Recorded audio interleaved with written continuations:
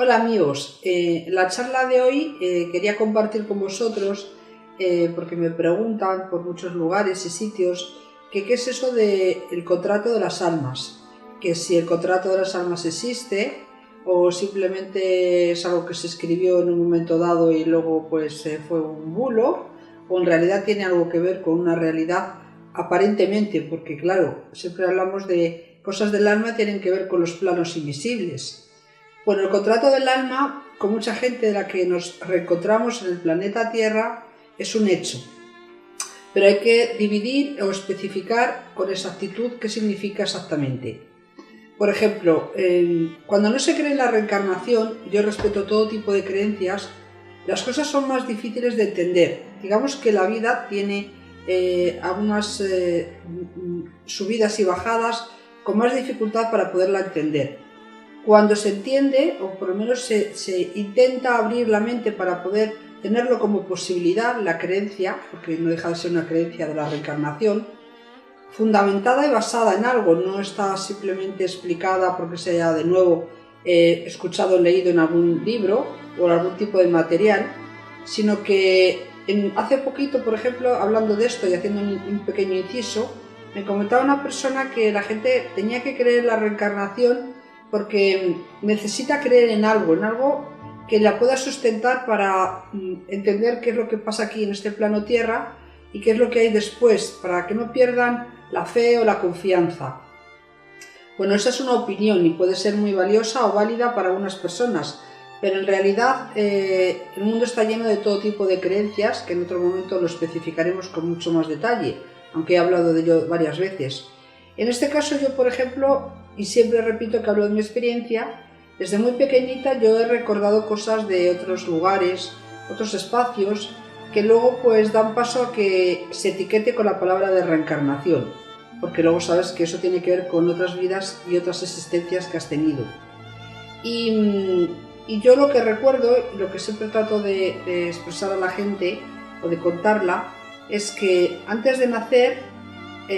vivimos en lugares y planos diferentes, y cuando estamos encarnando en diferentes lugares o situaciones tenemos asuntos inconclusos que resolver.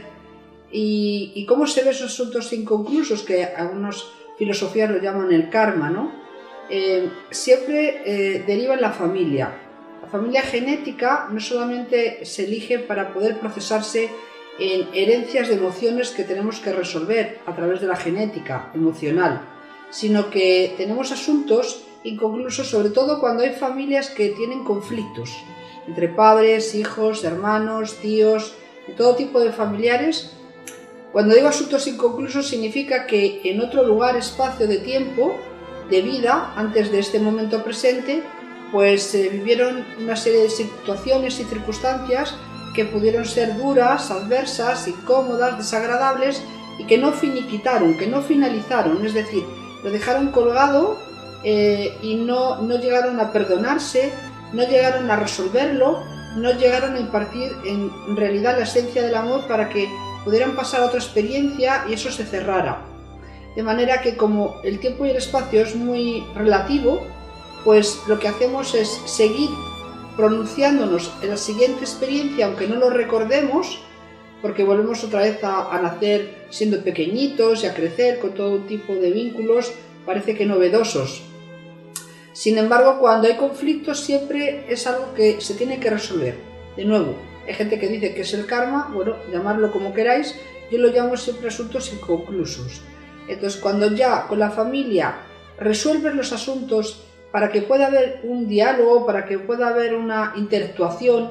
de mejoría, no por eso significa que tengas que estar ni cenando con tu hermano si no te llevas bien, ni comiendo con tu mamá porque no te hace gracia, pero sí teniendo paz y tranquilidad de que, aunque esto no se dé, y si se tiene que dar, se dará, el tiempo colocará las cosas en su sitio, por lo menos que nos sintamos tranquilos, que nos sintamos serenos, y eso significa que has resuelto un asunto inconcluso. ¿Cuándo no te ofendes? ¿Cuándo no te incomodas con nada de lo que te puedan decir tu padre, tu madre, tu hermano, tu tío, tu primo? Cuando realmente no nos afecta, y hablo en este caso del círculo familiar y de esos asuntos que hay que resolver, entonces tú ya estás superándolo tú ya lo estás colocando y tú ya lo estás resolviendo, y a veces es muy fácil. Se utiliza muchas veces técnicas del perdón contigo mismo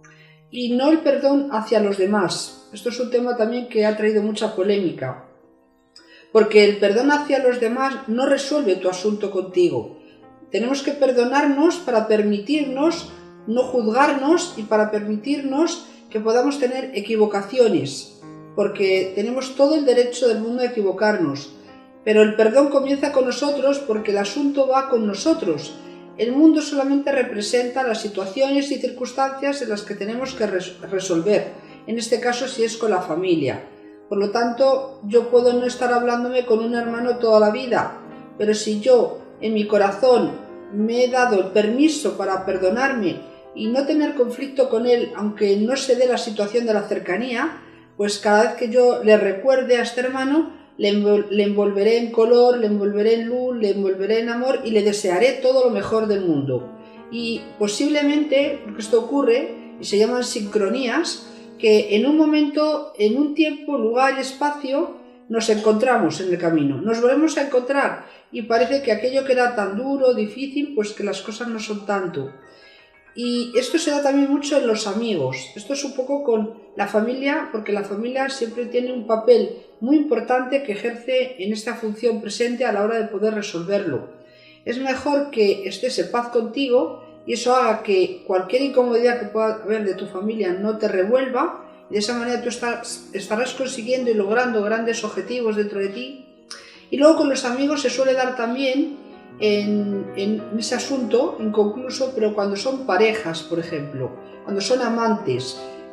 recordamos o reconocemos y revivimos cosas que hemos dejado también sin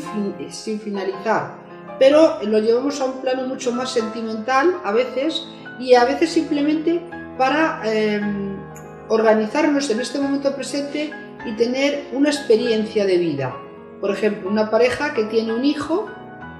o tiene varios hijos y luego se separa, y ha habido mucho amor y no ha habido tampoco ningún conflicto especial para que se separaran, pero sin embargo cada uno hace un camino diferente, y esto se está dando también, se ha dado y se sigue dando mucho en estos tiempos, y simplemente venían esas dos almas para traer una genética en la cual la tercera alma que nacía, que era el hijo, lo necesitaba de la genética de papá y mamá para poder cambiar, modificar y caminar y experimentar en el río de la vida de este plano Tierra. Pero claro, no son cosas que nos hayan contado en el cole, nos hayan educado. Entonces lo tenemos que ir descubriendo. Por eso tenemos intuiciones, percepciones y certezas que nos derivan a que esto que estamos sintiendo, percibiendo, como que tenga una naturaleza absolutamente real.